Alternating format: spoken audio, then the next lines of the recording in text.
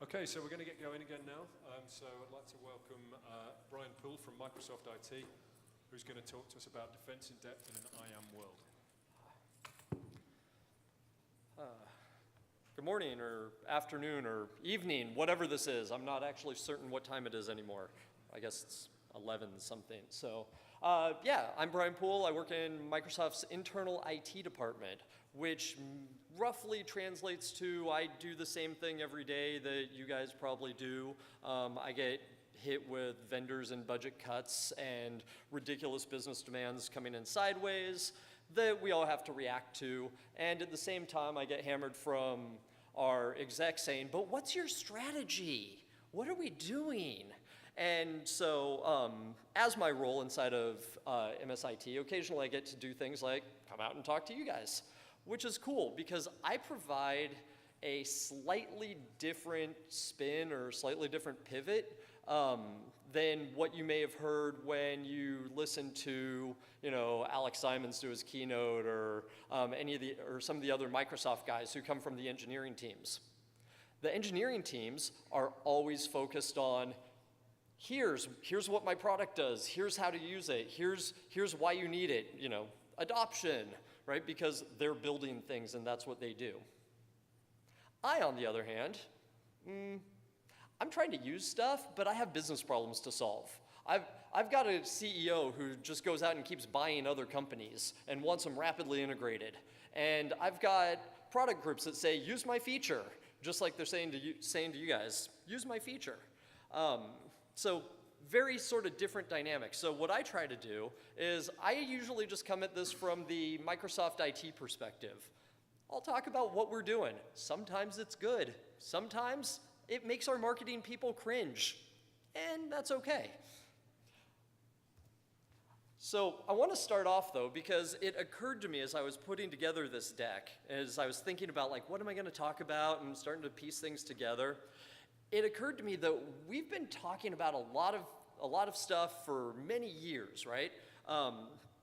And I was thinking back to 2005, just after I had started at Microsoft in 2001. And in 2005, one of the security architects, Dan Hitchcock, wrote this paper on the evolution of information security. And it had this graph in it. And now, in 2017, we keep talking about identity as the perimeter.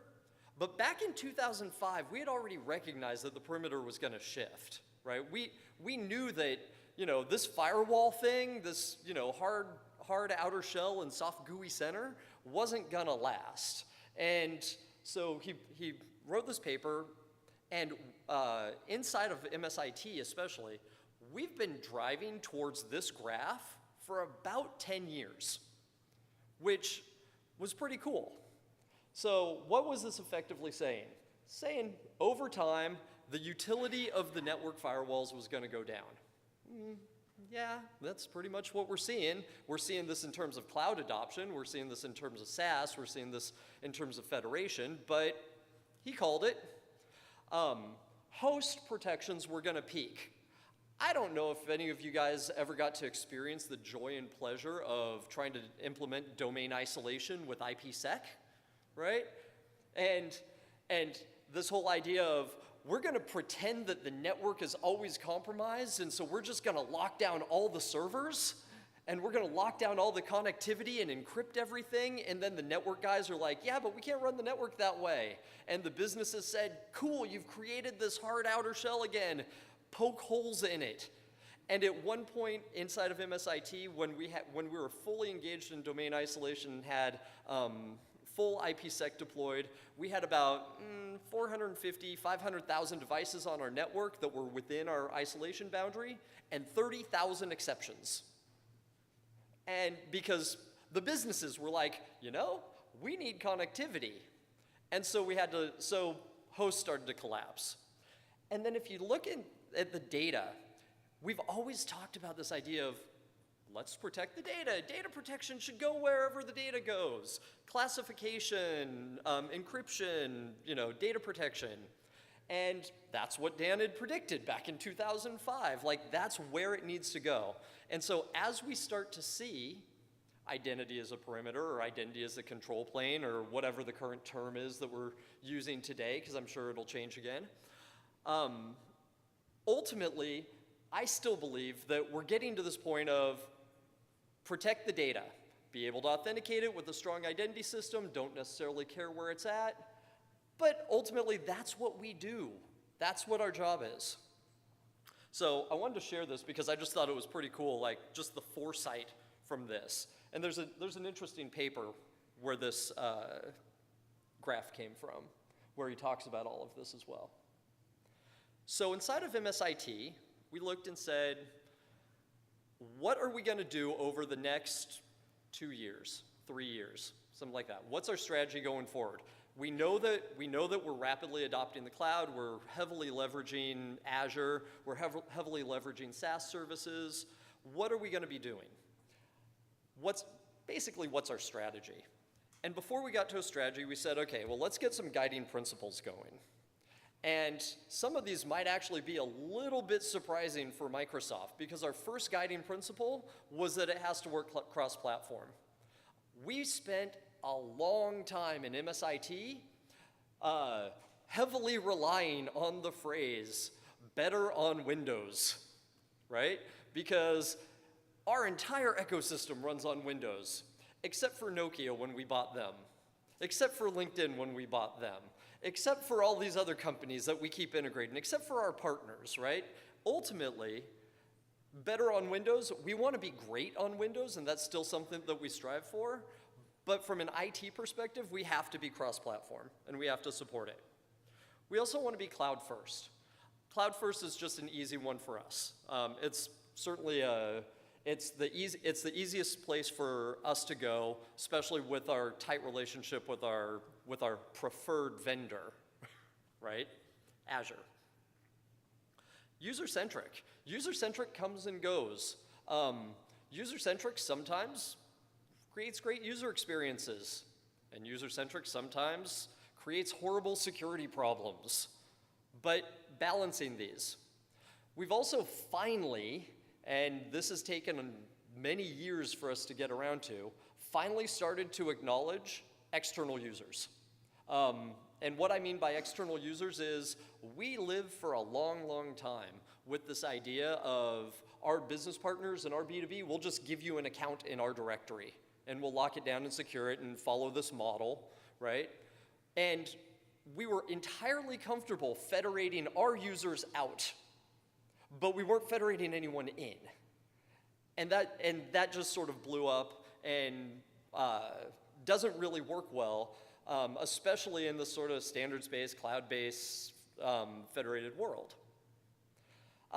Least privilege access, yeah, that's recurring theme. First-party, third-party custom. First-party is somewhat unique to Microsoft, but we used to have a principle inside of MSIT that said either a Microsoft product will do it, or IT will build it ourselves for whatever a solution ourselves, and as last but not least, we would go external to a partner or something like that. We've now swapped those because we are sitting on some of the biggest piles of spaghetti code applications in our identity ecosystem that you have ever seen. Just before I came up here, we were talking about our provisioning system that we're in the process of completely overhauling and replacing because we started it as a custom application in '97. And man, we've just been building more and more and more onto this thing for years and years and years. Telemetry, monitoring, assuming breach, automation, all other kind of principles. Telemetry is huge for us now. The entire IAM stack is all about signals. Signals, auditing, reporting, collection, correlation, telemetry. You've got to be able to get the data out of the systems. Now, from the identity stack perspective, we're like, cool, we can get the data out of the systems. And then lately, I've been watching the security operation guys going, 6 trillion events per day, leave us alone. And that's just on-prem. I'm not talking about the cloud that Microsoft's using, right? This is just our on-prem stuff. They're like, we can't handle this. And so there's certainly a security ops problem there as well. But we had some guiding principles, and we took these, and then we took our business problems and our aspirations and our goals and our visions, and we came up with 9 epics, or 9 strategies, right? Which is what we're focused on for what we're focused on for the next couple of years, for how we're viewing our definition of success as we move forward. Number 1, IAG. I just shared a little bit about our provisioning system, and we badly need an overhaul, and so we're heavily invested in IAG, and I'm going to talk about each of these in depth a little bit more. But no passwords, getting MFA everywhere. Seems easy, right? Of course. How do you know it's easy? Because at CIS for the last 3 years, everyone's been talking about passwords being dead. So of course, all the IT departments, why aren't you doing no passwords? Maybe not. Maybe it's not actually as easy. Looking at user behavior, protecting our endpoints, restricting access from only healthy devices. This is an uber goal for us, right? Protecting corporate data, which we just talked about a little bit. Protecting our admins. Admins are becoming one of our most critical attack vectors. And so we have a dedicated effort, in fact, we have a dedicated team that is looking at and building and implementing solutions for protecting our admin accounts. Accepting that critical assets are critical and probably need some extra love. Sometimes that's a special spot in the cloud, sometimes that's a special spot on-prem. But we need to have the capability to protect our most critical assets. And that's going to cost money, which is not something that IT departments love to spend, but it's one of the things that we want to do. And then as our long-term goal, ultimately we're trying to get to where we can have cloud users and cloud devices by default for our information workers, and we'll see if we get there. So these are our 9 priorities. Why do we have 9? Well, 9 is a fun number, but seems like a wicked load of work to be able to try to accomplish in just a couple years. And the answer is, there's no way we're going to do all of this in 2 years, right? These are our long-term strategy goals, but the powers that be told us that, give us a strategy for the next 2 years. So we did, and then we provided this. And then they also said, can you give it to us in the form of a pretty picture? And so we did, because 9 fit very well into a jigsaw puzzle. So these are the same 9 in a different puzzle, but we were able to align them with our security priorities, because one of the things which I have grudgingly come to accept is that identity people want to add value to the business. Identity people, at least me, want to provide value to our operations teams, to our application teams. But we have become a wholly owned subsidiary of Security Incorporated, right?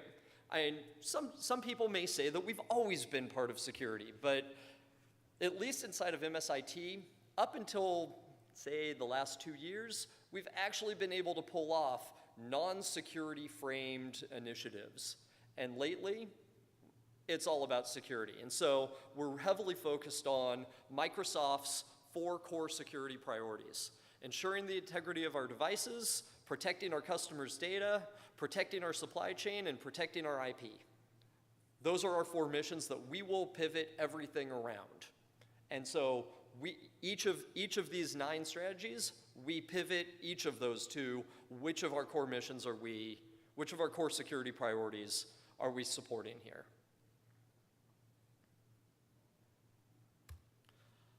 Of course, there's reality.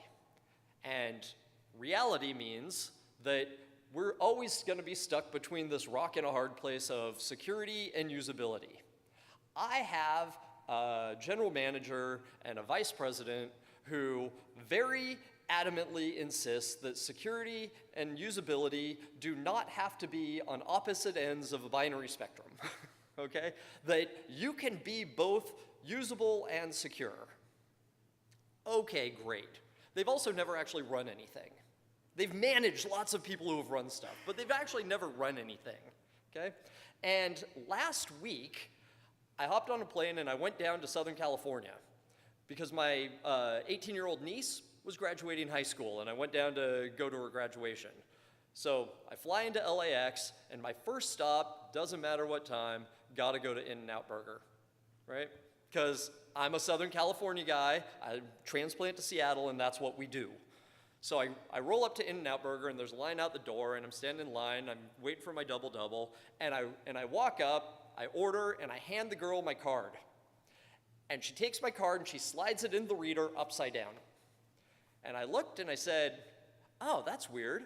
I've never actually seen a chip reader for a credit card that's upside down. And she goes, no, when we're really busy, if you put it in upside down, it errors out faster, and then you can swipe it, and look how quick it is. Thanks, here's your number. Security and usability. You can insist that you can have them both, but people will work around you if you make things too difficult, even if you make them as difficult as waiting the extra 35 seconds for the chip to work, right?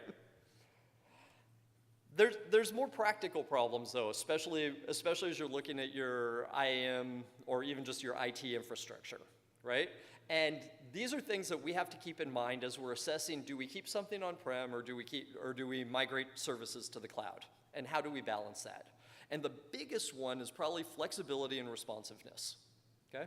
I want to say it was 2007. The 7 number is stuck in my head.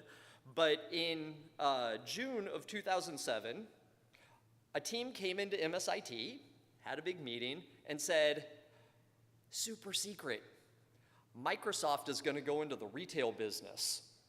We'd never had retail stores in malls before, right? We're going to go into the retail business, and we need the identity stack to be able to support this whole new business concept for us. Time cards, temp employees, all of this kind of stuff, right? Working with HR. And this was in like June, and I know that because the first store was going to open October 22nd, because that was the Windows 7 launch date. And we opened the first 2 stores the day that Windows 7 launched.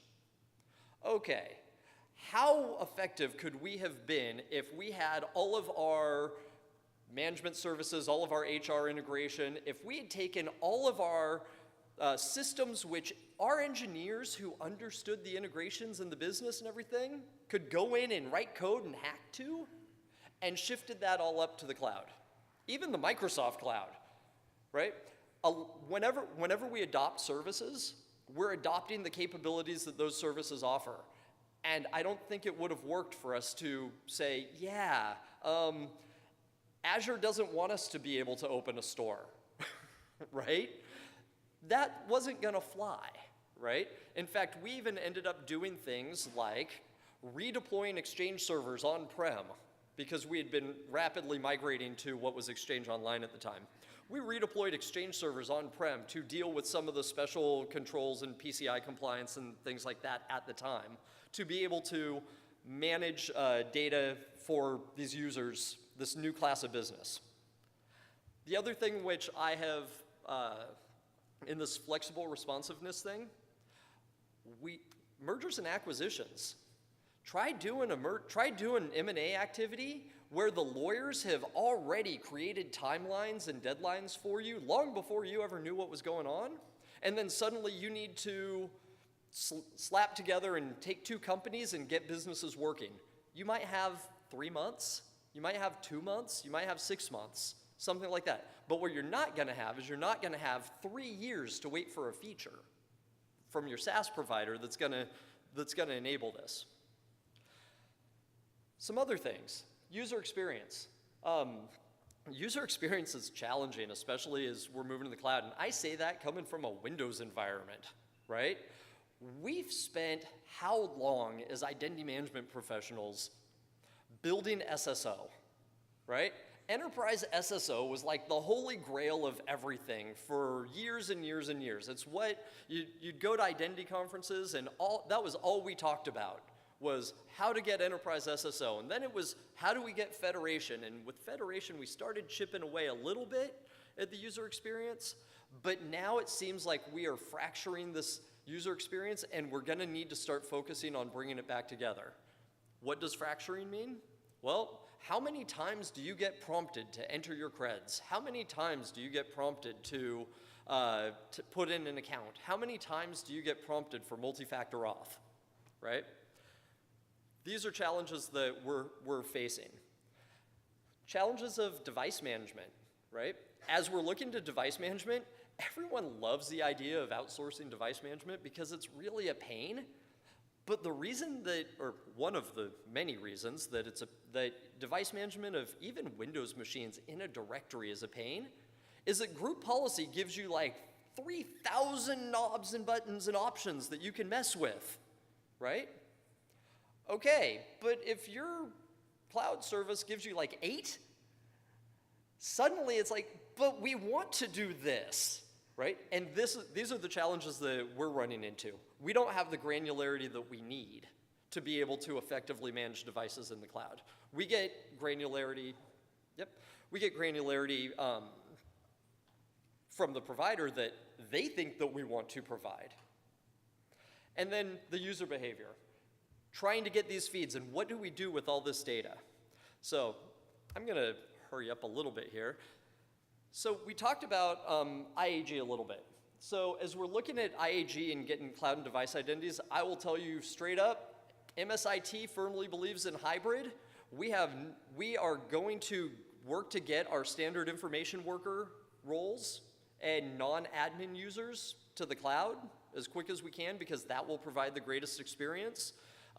It's also how we're gonna be working with external partners, but we're not, at the moment, we don't have any plans to forklift our IAG infrastructure and start leveraging cloud only. We're maintaining this on-prem, we're maintaining our HR on-prem, and a big part of the reason is because of the mergers and acquisitions and our need to be able to rapidly respond and come up with custom solutions. For MFA and user behavior, we have the vision, or we have the goal that all cloud access is from an MFA user on a healthy managed device. That's our plan. That's what we're shooting for. Wicked load of details to try to get there, right? Another aspect of this is the user behavior. Being able to both take the alerts, the Azure Identity Protection gives awesome alerts. We can bring those down. Our security forensics guys also need raw data, right? Coming up with these, the balance here for how we can adapt and quickly respond. Because back to the first, third, and custom solutions, we don't want to build all this stuff ourselves. In the past we did, but we're trying to get over that. I mentioned that we only want to allow access from healthy devices. This includes our on-prem domain joined, right? We still have a heavy investment in on-prem. We still have multiple directories on-prem. We want to be able to provide a great experience if you're AAD only joined, if you're a Windows 10 machine, if you're an on-prem domain joined, if you're both. We need to provide this great experience. We also need to provide an experience for people from non-domain joined machines. And figuring out how we do that, or machines that are joined to others. For example, our consultants, right? Or partners who come in and bring their own devices. Trying to figure out how we rationalize and think about policies in MFA between those. What happens if one of you comes to Microsoft to work or to visit and want to use your own device? What can I share? How do I do that? How do I authenticate you? How do you align with those policies? Protecting corporate data wherever it lives. Again, holy grail, predicted in 2005, but this is certainly the direction that we're still going. We want the information protection. We've gone through this experience with templates, and I put it up here because we're like Goldilocks. We want the mama bear templates. Not too many, but just enough. With not too much granularity, but just enough. And if you ask me what that is, I have no idea, right? Because if I tell you what it is, one of my business units is going to come stomp all over it and tell me that I'm wrong because I didn't provide the thing that they needed, right? In a company of 115,000 people, I can always find someone who will disagree with me. And it's usually not that hard. The other big challenge that we have here that we're working towards is cross-environment protection, right? How do I share data with you when you are on the G Suite, or when you are using on-prem, or you're using something completely unpredicted, right? How do we integrate? And it can't be, oh, all you have to do is go sign up for O365. And it can't be, all you have to do is create an AAD account, right? We need to come up with something better. And then protecting our admins and securing our most critical assets. We are heavily investing right now on-prem.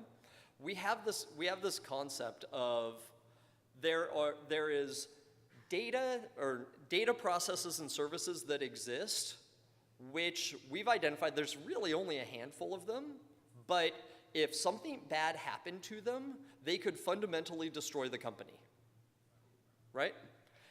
Those kinds of things need to be protected. And there are some services that if something bad happened to them, they could severely damage our customers. Those are our highest priorities. And so what we've done is we're looking at those on-prem, segregating dedicated isolated environments. We're heavily investing in managing our admin accounts, whether those admin accounts are managing the cloud, so leveraging services like privileged identity management, using just-in-time access services, privileged access workstations, Red Forest, you name an admin control that for protecting these high privileged accounts, we are throwing services at them right now. Because we've recognized that admin accounts represent some of the most critical threats to our environment. At the same time, we're also reducing the number of admin accounts, but ultimately you can only get that down so many. So wrapping up, we had 9 critical strategies that we're investing in for layering defense in depth, all of which get us out of network as the perimeter and into identity as the control plane.